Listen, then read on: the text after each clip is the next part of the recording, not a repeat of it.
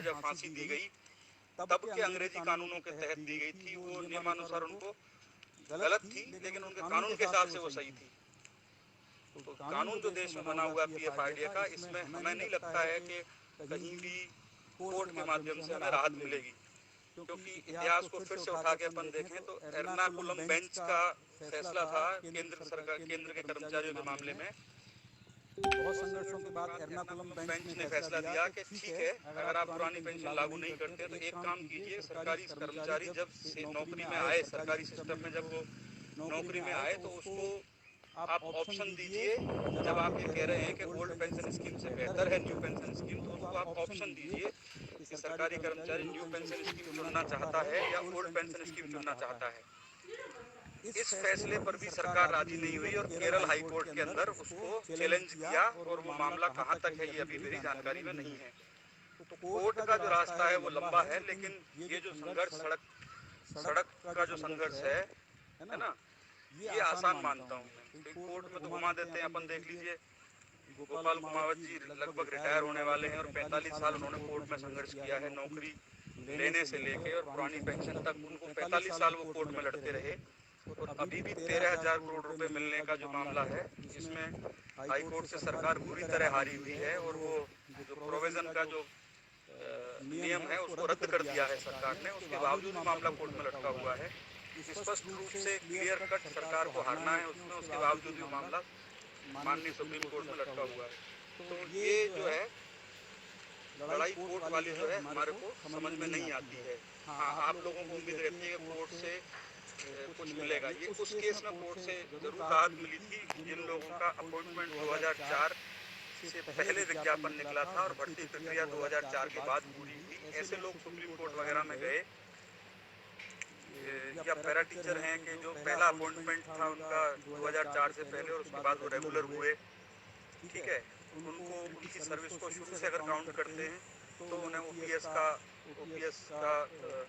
हकदार माना गया। ऐसे मामले जरूर कोर्ट में उठाए गए हैं और वो मामले ठीक हैं, लेकिन उसके अलावा सीधे सीधे सभी के लिए पुरानी पेंशन लागू हो जाए, ये मामला कोर्ट में अपन बहुत मुश्किल है। वो एक ही स्थिति में संभव है जब अपन ये साबित कर पाए सुप्रीम कोर्ट के अंदर या अलग अलग न्यायालयों में कि पुरानी पेंशन, ये जो न्यू पेंशन स्कीम है, ये पेंशन नहीं है, ये एक म्यूचुअल फंड है ना। अगर ये साबित अपन कर पाते हैं तो अपने को कोई उम्मीद है सुप्रीम कोर्ट में, अन्यथा कोई भी अपने को कोई वहाँ उम्मीद नहीं है।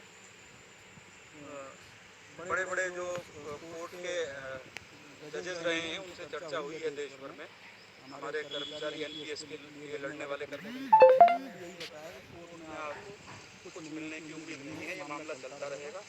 अभी हमारे लोग रिटायर हो रहे हैं, किसी को 1000, किसी को 2000, किसी को 3000 रुपये मिल रहा है। उसमें भी उन्होंने, गवर्नमेंट ने जो है प्राइवेट सेक्टर को ये छूट दे रखी है। जैसे सिम बेचते हैं ना कि ये सिम इतने रुपए का पैकेज है, ये सिम इतने पैकेज है, इतना आपको फ्री मिलेगा, वैसे ही पेंशन भी ये कर दिया इन्होंने, भिंडी बाजार बना दिया।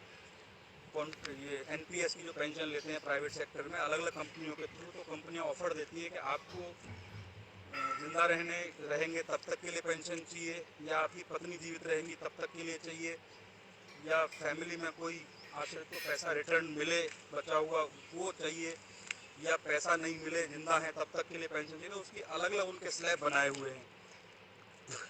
मतलब उसी में 1029 पेंशन बैठती है, उसी में 2000 बैठती है, तो अलग अलग फॉर्मेट बनाए हुए हैं जिनको कर्मचारी समझ नहीं पाता है और गलती से न्यू पेंशन स्कीम में गलत फॉर्मेट भर के वो जो नुकसान पा जाता है।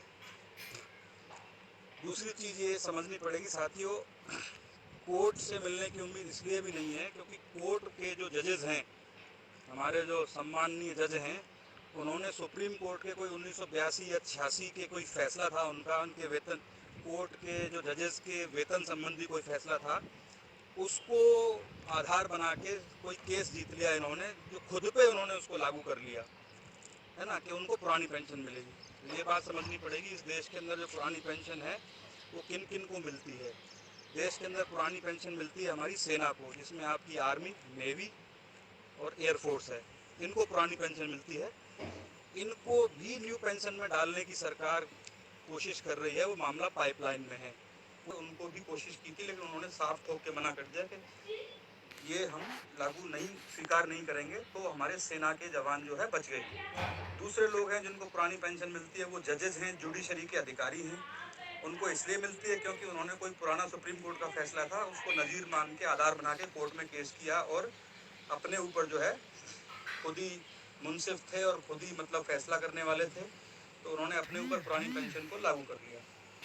अब जो बचा है देश का बहुसंख्यक कर्मचारी जो बचा है एनपीएस के अंदर 2004 के बाद जो लगा है, जिसकी टोटल आबादी 73 लाख है, वो ओपीएस कर्मचारियों की संख्या के मामले में ज़्यादा हैं, उनसे आगे बढ़ गए हैं। ओपीएस वाले तो रिटायर होते जा रहे हैं, लेकिन फिर भी ये जो कर्मचारी वर्ग है ये उतना समझदार नहीं है उस संघर्ष के लिए। ये जो नई पीढ़ी है वो बिना संघर्ष के लेना चाहती है, वो चाहती है कि अपने आप अपने को ऑटोमेटिक मिल जाएगा।